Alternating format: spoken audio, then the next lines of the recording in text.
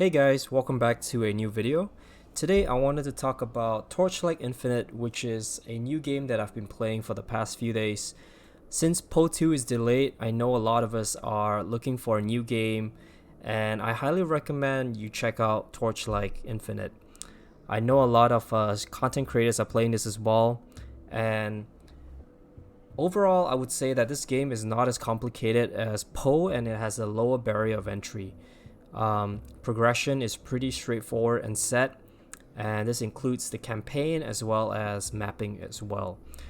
If you didn't know, and I found this out while playing the game, was that Torchlight is actually compatible on mobile.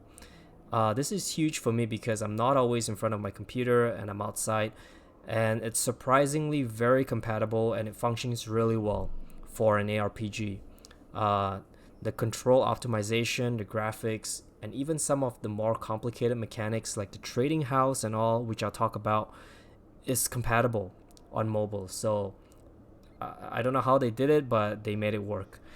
Anyway, without further ado, let's jump into 5 basic things about Torchlight that I think you should know coming from a POE background. First of all, talent.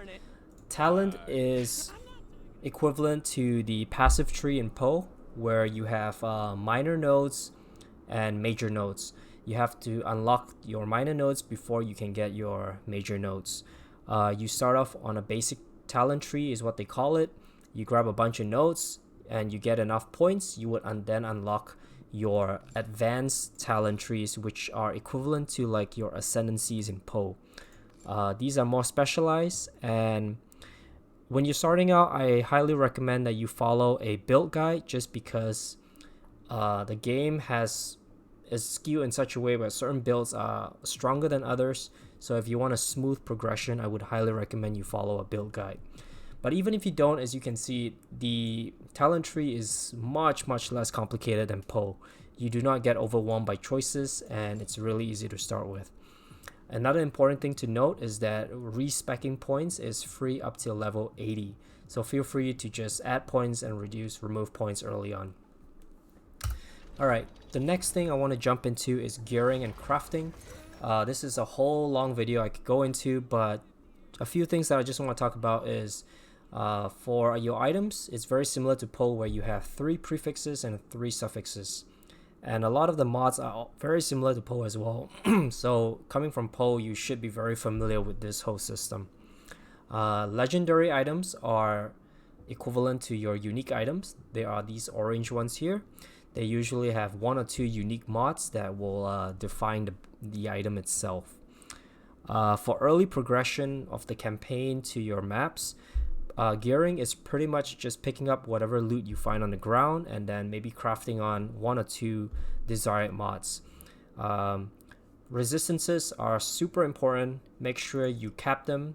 60% is the cap. As you can see, I am not doing a good job on that, but make sure you cap that. There's only 4 different types of resistances: lightning, cold, fire, and erosion, which is like your chaos resistance.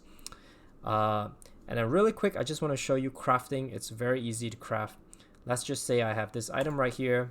There's this button here to craft. You can see there's 3 prefix, 3 suffix, and you can add on a mod with the auto craft feature here, which essentially lets you target a mod that you want. So let's say I want life. I'm going to turn on auto craft and pick a tier that I want. The lower the tier, the better the mod. So T2 is better than T4. So for demonstration purposes, I'm just going to select T4. And Autocraft basically re-rolls the item automatically, consuming the mods every time until you get the mod that you want. So when I hit start autocrafting, I'm lucky, I guess. I just got the life mod right away. But it keeps consuming the mods until you get the one that you want. Now, it's also important to note you can re-roll over mods that you don't want. For example, I don't want this mod right here. I select it. I can pick a mod that I want and re-roll over that. See? And there you go. So super simple to craft. And there's also advanced mods here, which consumes more expensive mats and so forth. All right. Next, we have hero trait, which is quite a unique twist to Torchlight. This is essentially like a permanent active skill that is unique to your class. Every class has their own hero trait, and the trait ability essentially modifies your entire build and how it works. So a lot of build guides out there, as you see, they would tell you the name of the character. In this case, it's Yuga, and then they tell you what the trait is. In this case, it's space-time elapse, because that is what defines how you build your character. That defines your talent tree and so forth. So make sure that you pick the right trait and build around it, because this is permanent and you cannot respec your hero trait. As you level, you get to unlock these trait support skills that will basically support your main trait skill. As you can see, this is the trait skill here. You have your main skills, and then you have your trait skill as well. And then these support skills here, you can add an item on it to support it. Just think of this is a memory, and think of it as a normal item with some mods on it. So I get extra intelligence here, I get +1 to the trait level, and so forth. Alright, the next thing and the most exciting thing I want to share with you is the trade house. The trade house is exactly as the name suggests. It is a trading house to buy and sell items, similar to the currency trading house in Path of Exile Settlers League that we are also pleased about.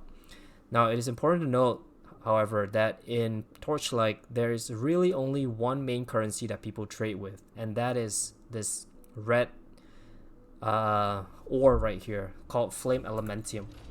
That is the only currency that is dealt with, and it's the only one you need to care about.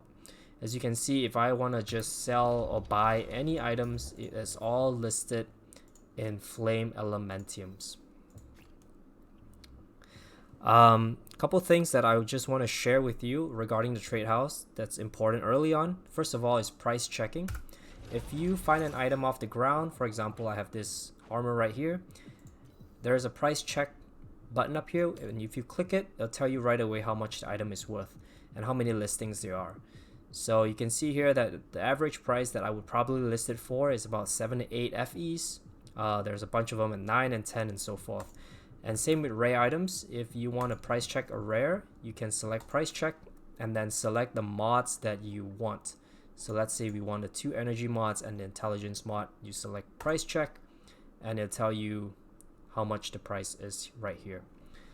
So super convenient, and definitely use that to make your currency early on. The other thing is buying gears or buying uniques or legendaries. So the trade house allows you to go to the second button here, which is the legendary gear tab, and it has all the different categories here. Let's say you want to get a chest armor and you are a mage, so you're looking for an int. You click that and it tells you all the different int legendaries there are, sorted by level. So this one here, you can go over each of them and see if there's anyone with a mod that perhaps your build needs, and you can just click it, search, and it'll tell you the prices of it. Very convenient. Buying rares is a little trickier, but it's still very easy. It's the one below legendary, which is this one here, and you select a base essentially. Let's say I go with a ranger's rag, and you do a filtered search.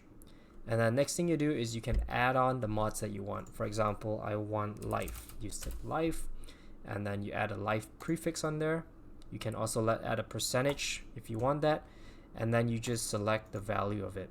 In this case, I want a minimum of 100 life, and I have no preference for the percentage. You do a search, and it's going to show you all the items that are listed here. And if you do want to buy it, you just click it, and you click that button there. It's going to buy it for you. Very, very easy. Okay, now the last thing that I want to go over, and the most important thing, is mapping. Mapping is very straightforward in Torchlight. You basically end up in this map here, and you go into the Nether Realm, which has 5 different regions. Every region has a bunch of tiers going from tier 1 all the way up to tier 8, and I'm currently in tier 7. And starting at tier 1, you will basically have a bunch of options here of what maps you want to clear. They all tell you the stage rewards, some drops, And for every of these maps that you clear, if you kill the boss, you get a star shard. These star shards are required to unlock the main boss right here. So that means that you have to run 2 maps, kill 2 bosses to get 2 star shards, and then you get to unlock the Glacial Abyss Watcher. And if you're killing this main boss for the first time, you'll get a star talent point, which you can then invest into your Atlas tree, or they call it the Constellation tree, Void chart, whatsoever.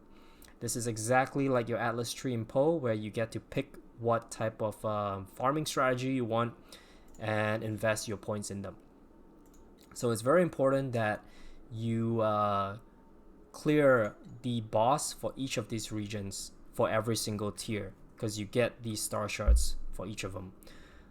Later on, as you can see, in let's say time mark 7 and above, these shards that you get, star shards that you get from killing these mini bosses here, you can actually sell them, and they go for quite a bit as well.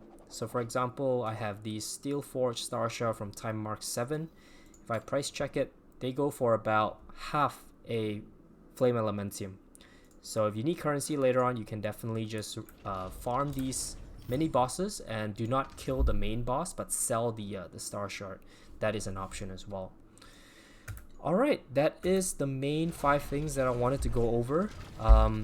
Again, this game is very similar to POE in my opinion, and if you have not tried it, I highly recommend you check it out, especially if you're looking for a game to play while waiting for Path of Exile 2 to release.